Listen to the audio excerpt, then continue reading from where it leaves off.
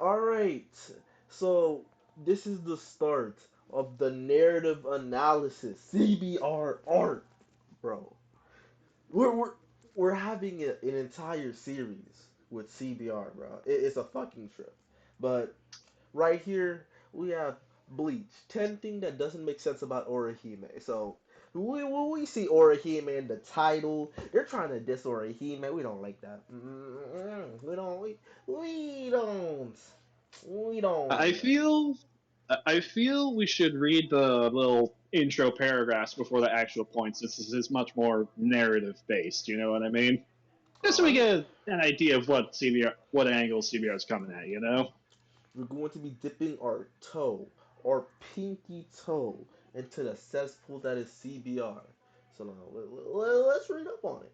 The hit shonen series Bleach starts a huge cast of characters, and in the first season of the show, Orihime Inoue establishes herself as a goofy, lovable, and quite brave supporting character. Yes, powerful. During Ichigo's quest to save the day, yes, sir, Orihime is Ichigo's classmate and friend, and she has risked her life to stay by Ichigo's side during their adventures. There's a lot to like about Orihime, from her innocent charm and her unique killing powers to her comic relief sense of generous heart at times, though Orihime is a downright bizarre character. Wait, what? Though at times, though, Orihime is a downright bizarre character, or her role in the story doesn't always make sense or pan out the way readers as viewers might expect. This doesn't what doesn't make sense. Hmm. But we haven't gotten to point number 10. Let's see what point number 10 is. What is the first thing that doesn't come to mind, or that doesn't make sense to about Orihime in CBR's mind? And the first thing is Orihime somehow managed to afford to live all alone. Okay, that's a really minor point, but let's see. Okay. Rarely does the story of Bleach touch on the logistics on how Orihime lives all by herself, though the story does explain how she got into that position. Years ago, her big brother Sora Inoue died, and Orihime had the house to herself. Her parents were gone by then too. Is that house is that house paid off, or does Orihime face a lot of rent or mortgage payments? And there is no hint that she has a job or relatives who supporting her. Oh no, either. A 10th grade girl living by herself, that's not typical. That is straight up wrong. That is wrong. Dude, she literally It's works at a freak. What was the first place that she works at? I know she ends up a working at a bread pastry shop. shop. Yeah, that's why she So always has she, bread. Yeah, it was a bread shop. and two, I'm pretty sure, I could be wrong, but I'm pretty sure it's confirmed that Orihime, like, gets living money from her aunt or something, but she has to maintain good grades to keep that up, Yeah. which is at least part of why she's, like, top 10 of her school's grades. Yep. Like, this point is wrong on something else, because A, at least by the time skip, she does have a job. Yeah. And two, she is getting money from a relative to Mhm. help her live. So, like, I don't see. We're already off to a bad start. Yeah.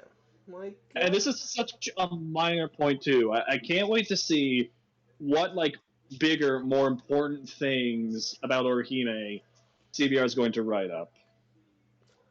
but yeah, I'm just showing this for anybody watching. But yeah, living money by her distant aunt. Didn't want to look for it in the chapter or whatever. But yeah, all right. Now let's go on to 9 because this is just wrong. But now it's time for number 9. What? There ain't female characters in Bleach? Shit, we might have to do that today too. But alright, number 9. Orihime's odd cooking style, utterly vile food combinations. What? Orihime is a decent cook, but her selection of ingredients is far from ordinary. She never burns or ruins her food, but then again, the meals she prepares are suitable only for her. She's the type to combine pepper flakes, mustard, olive oil, and animal crackers into a single dish. Just where did Orihime get these ideas? No one knows, and Orihime's very strange cooking was a running gag in Bleach's first season. No one else had the guts to even try Orihime's food, even when she offers her friends a bite. Wait, so a quirk about her character being that she likes weird food combinations is something that doesn't make sense. Like, why Very is this awkward. here? I don't know. Like I don't like tomatoes. Is me not liking tomatoes something that doesn't make sense because other people do like tomatoes? Yeah, like, bro, this is. Like, I don't get it. like this is such a non-point. It's very similar in terms of relevancy to the last one, and it actually like I guess your CVR is more correct because we can't as straightforwardly debunk it, Hmm. but it's a character quirk. Yeah, like, bro, It, she it, it likes. would be like saying it would be like saying Ichigo hiding his problems from his human friends because they can't help is a something that doesn't make sense. Yeah. Almost like a character quirk slash character flaw. Hmm. Who would have thought? This almost like weirdness adds that extra spice to a character. Almost like, Almost. almost. You really would be fooled. You really would be. But yeah, this shouldn't be here. Like, first point, no is just wrong. This one just shouldn't be here. So like, two for 2 out of 10. Already, already no goes. Already no goes. But what about number 8? Wait, this is just a This is the continuation of same the last one. thing, nigga. CBR, you're recycling your shit already. What are you You're doing? recycling the same point back to back. Dude, it's not even like any other CBR list. When they freaking double up, they at least space it out. This is back to back. This is back to back. What the She fuck? loves her bizarre recipes and does not see them as bizarre. Not only does Orihime make all that strange food, but she eats it all with a straight face, too. Unless she's a really good actor, Orihime actually means it when she eats those strange lunches and proclaims, Yum!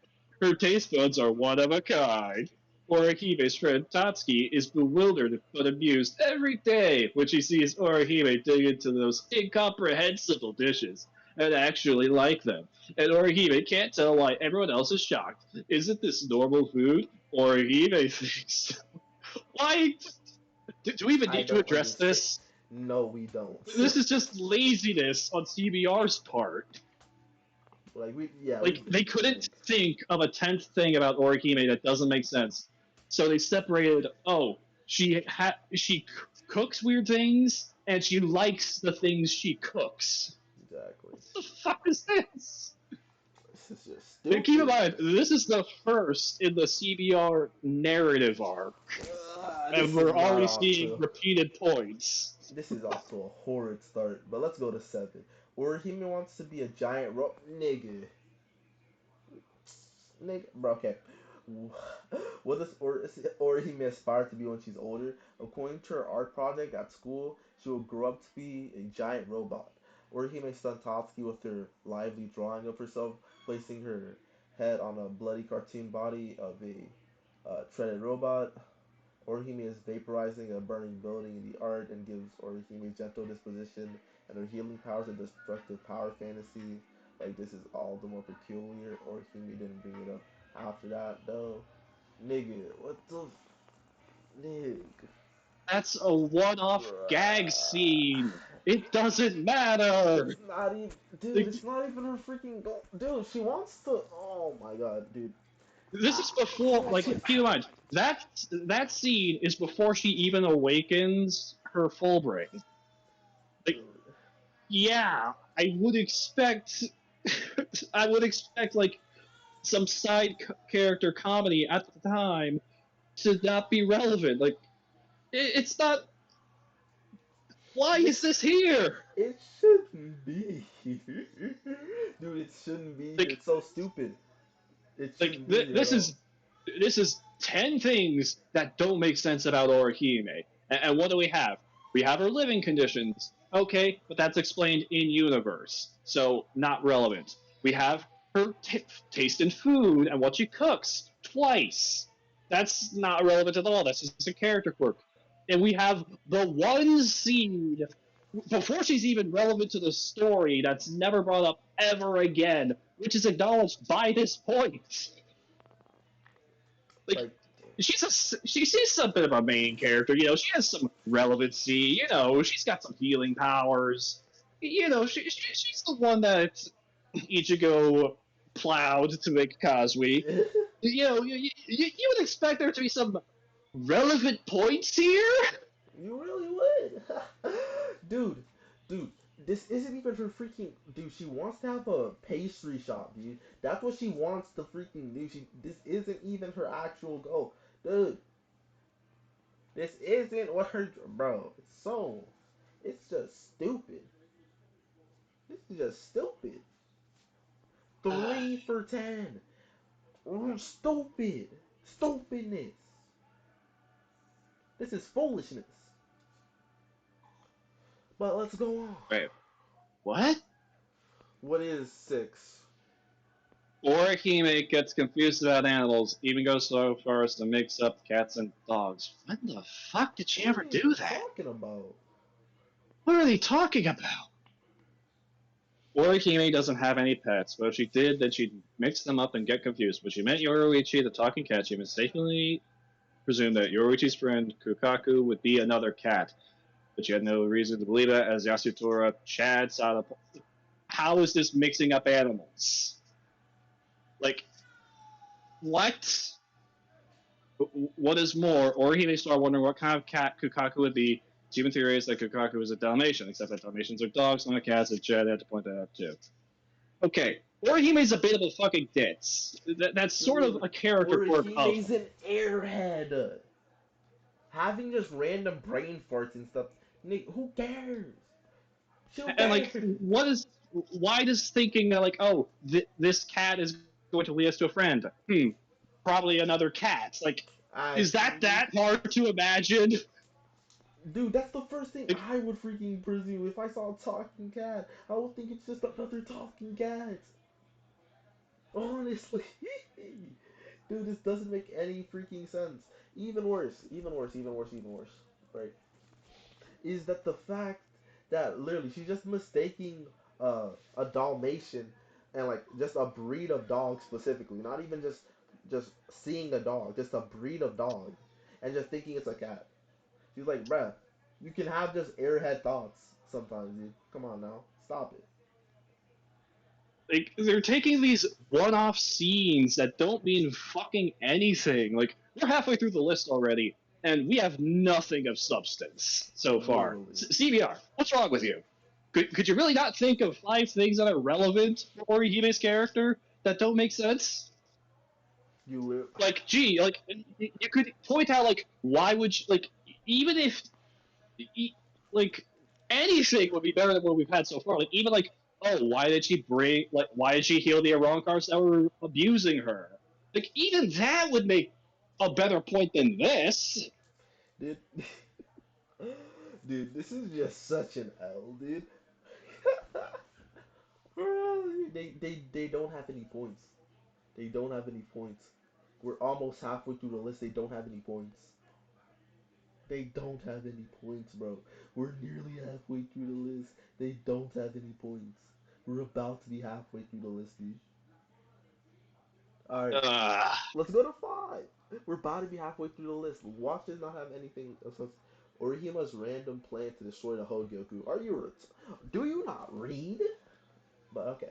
The Hogyoku, or the Breakdown Spear, is a unique artifact that Kisuke Urahara created, and then Sosuke Aizen stole, in the stole it to transform powerful hollows into Rockars. Once Orihime was captured and then taken to Las Noches, Aizen had showed her the Hogyoku. Orihime correctly realized that the Hogyoku is essential to Aizen's plan, and she resolved to destroy the Hogyoku, but she had no means of doing so, and she never even tried. She thought up this plan that never acted upon it at all. What do you mean she what do you has no means of doing so? Literally, she was going to reject it out of existence. Literally. Okay, remind me, when did she think to herself personally, I must destroy the Hogyoku? Because like the time frame of when she thinks that would mean like if she only thought that fairly recently by the time Aizen left, she literally couldn't do it. He has the Hogyoku inside of his body at that point. By the time Aizen Uh, facial trait car occur. hold Like up. even then, there are wrong cards everywhere. The Espada would kick her ass if she ever got caught in the middle of trying to do this. Like, Mm-hmm. like I don't get why this is a point that doesn't make sense. You know, she sees the Hogyoku, she sees that central to Aizen's plan, as CBR has stated, and she thinks I should destroy this thing. But considering like the Mm-hmm. circumstances, it's not like she could just walk up at any point and just be like, "Yeah, I'm just gonna destroy the ball now." You know what I mean? Yeah. Like, isn't she locked in her fucking room for most of the arc until Grimjow takes her? Yep. Like, I think she senses Rukia dying to Aranyero, or was it Chad? One of the two. And she's just, like, No. banging on the door, let me out, let me save my friends. Mm-hmm. She can't even leave. And by the time she's out of the room, she is far away from the Hogyoku and can't do anything about it. Dude, I'm trying. I'm getting really. I'm getting really annoyed right now because I can't find like when Orihime says it. I'm just like trying to like it was very it was a very recent idea that she thought of, and by that time the Hogyoku like Aizen literally freaking just left, dude. Aizen fucking left, bro. Like she never had a chance to do so, dude. Aizen fucking left. Gotta love how the title for this entry is, random plan to destroy the Hogyoku. As if it's not like That's as if like it just spontaneously came out of nowhere. Not as if she was fucking shown the Hogyoku. not as if it was a natural progression of I should thoughts. stop this. Hmm. Oh my god, this is just stupid. Like the fact that he says and she had no means of doing so when she says how she's going to do it, like bro, this is just so bad, Like so bad. even if like let's say for the sake of giving CBR some points, like like the Hogyoku's just too strong. She can't do it. She can't reject it out of existence. Even then, she still had the fucking intent to do it. Bro, But whether or we not it can't would even say succeed, if it would work or not. We never saw her have the chance to do it. Bro, no credit for CBR, none at all. Heck I was no, saying no, even if, no. We're not even going to humor the idea. No sir, not even Steel Manning. no sir. Honestly, with all their previous lists, they don't deserve Steel Manning. Exactly. Now let's Like, go to if four you've been following the starters. CBR saga at any point up till now, You know, yeah, these fuckers don't deserve Steel Manning. you know these guys are just garbage. But all right, number four. Nunes. Yes, yes. Hello. Okay, it sounded like you were turning into Optimus Prime for a second there, Oh, okay. but I can hear you now. All right. So number four. Uh, Orihime. Orihime has an assault-oriented fairy. Yo, is this the one you're reading or Okay. mine? Yes, I start with the evens. All right. So, Orihime's power, the Shun Shun Rika, takes the form of two hair clips that can manifest into six different fairies. They don't take that. Well, is that an accurate statement? Because like they start off as her hair clips. Like, I'm is like, taking the form of them like an accurate statement or no? uh, Because like her hair clips were the baseline for creating them, basically. yeah, like, I don't think that's an accurate statement. Like the exact phrasing isn't super yeah, accurate, I guess. it's not But super anyways, accurate. With these winged allies, Orihime can heal a person or create a triangular barrier for defense. Her sixth fairy, Tsubaki, is offense oriented. It's not unthinkable for a support type character to have a token attack, but Tsubaki is so weak. There's no point to having him at all. And having such a fairy doesn't fit Orihime's personality. Tsubaki ought to be swapped out for something else. What else? What else can he be swapped with? She has a barrier. She has the ability to undo fucking anything. What else does? What other support type ability could she possibly get added that isn't redundant? Dude, you're out of line. You're out of pocket for that, dude. You're trying to diss Ubaki. Dude. Like, Like what? What is this Subaki slander?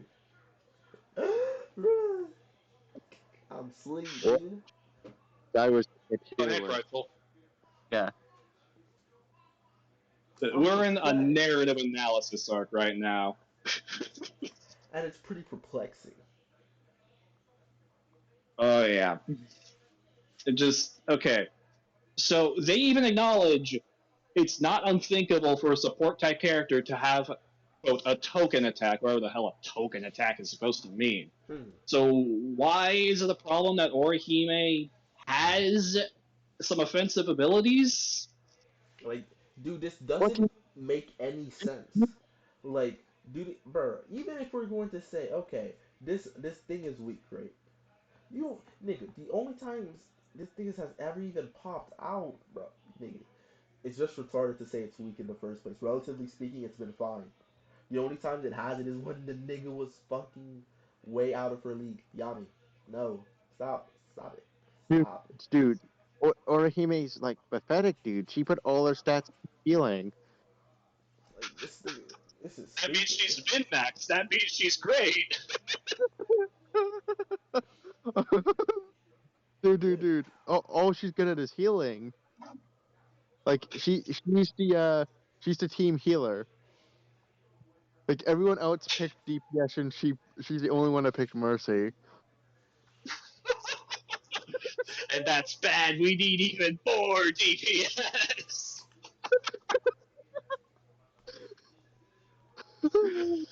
What is this? What is this point? It's like you point out, she's like the best healer in the verse in a world where almost everyone else is running DPS. How is that a bad thing? It's actually super good. That means without having an Orihime on your team, you're practically fucked.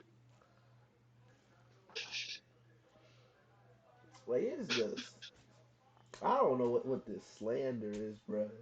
It's just slandering my boy, bro. Like it's they even make points about how just because of how pacifistic Orihime is, how she doesn't like to see people getting hurt, that just Tsubaki isn't like really all that good for her to use. Like they make narrative points out of this. Why is this something that doesn't make sense? It doesn't add up at all. Truly. It's like, how do you play Tales of Symphonia? Probably not, I would assume. So, one of your characters that you have in that game, Rain, she is basically your white mage. Like, her melee sucks, her attack sucks, her defense sucks, but she is by far the best healer in the game. She has the best healing spells. She has, some anti-status afflictment spells, and she also, shocker, has a few damaging spells. Who would have thought? Yeah. Almost as if it's possible to be defensive and healing oriented and still have some offensive abilities. Oh, dudes. Maybe everyone watches Bleach. Hold Just on, watch hold on. every I'm pausing character the review recording of real Bleach. quick.